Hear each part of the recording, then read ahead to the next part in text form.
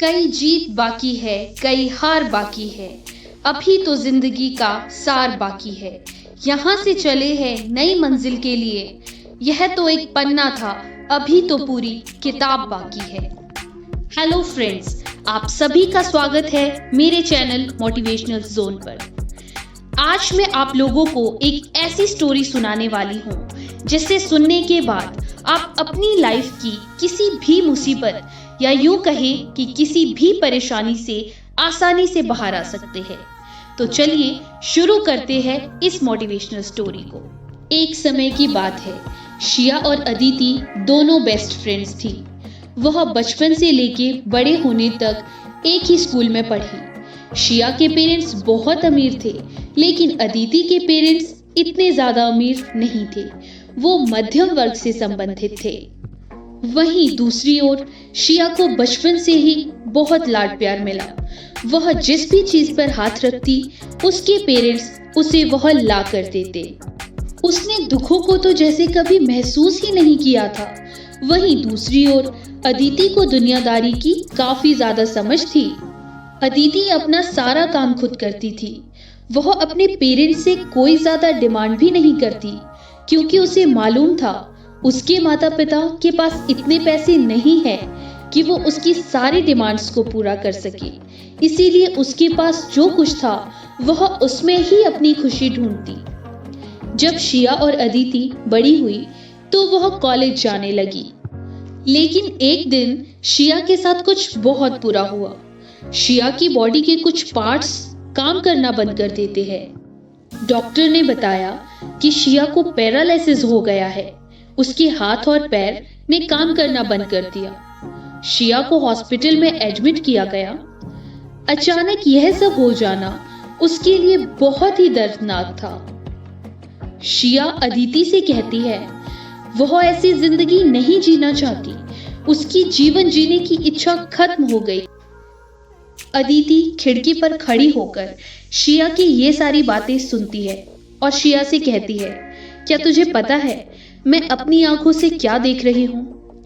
समुद्र की ऊंची और सुंदर लहरें, समुद्री तट पर खेल रहे बच्चे, आसपास लोग जो भरपूर जिंदगी का मजा ले रहे हैं। क्या तुम ठीक होकर प्रकृति के इस सौंदर्य का नजारा नहीं देखना चाहती? शिया को ये सब सुनकर काफी अच्छा महसूस होता है। अब अदिति रोज उस खिड़की पर खड़ी होकर शिया को बाहर के नजारे के बारे में बताती रहती है। यही सिलसिला काफी दिनों तक चलता है। लेकिन अचानक अदिति हॉस्पिटल आना बंद कर देती है। ऐसे में शिया को बहुत बुरा लगता है।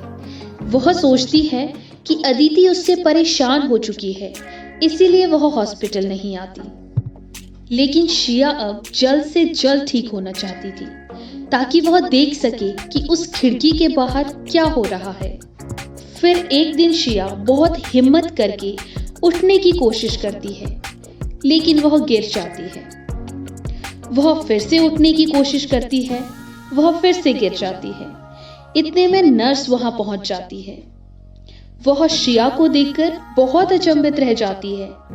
वह सोचती है कि जो लड़की अपने जीवन जीने की आशा त्याग चुकी थी, वह फिर से कोशिश कर रही है। शिया नर्स से कहती है कि मुझे उस खिड़की के बाहर समुद्र का नजारा देखना है, वहां खेल रहे बच्चों को देखना है। शिया जब उस खिड़की के पास पहुंचती है तो वह देखती है वहां ना तो कोई समुद्र है और ना ही कोई बच्चे। वो अपने सामने एक लंबी सी दीवार पाती है। वो कहती है, अदिति ने मुझे इतने दिनों से झूठ कहा। तभी अदिति वहां आ जाती है। वह शिया से कहती है, हाँ मैंने तुमसे झूठ कहा, क्योंकि तुम तो अपने ठीक होने की आशा ही छोड़ चुकी थी।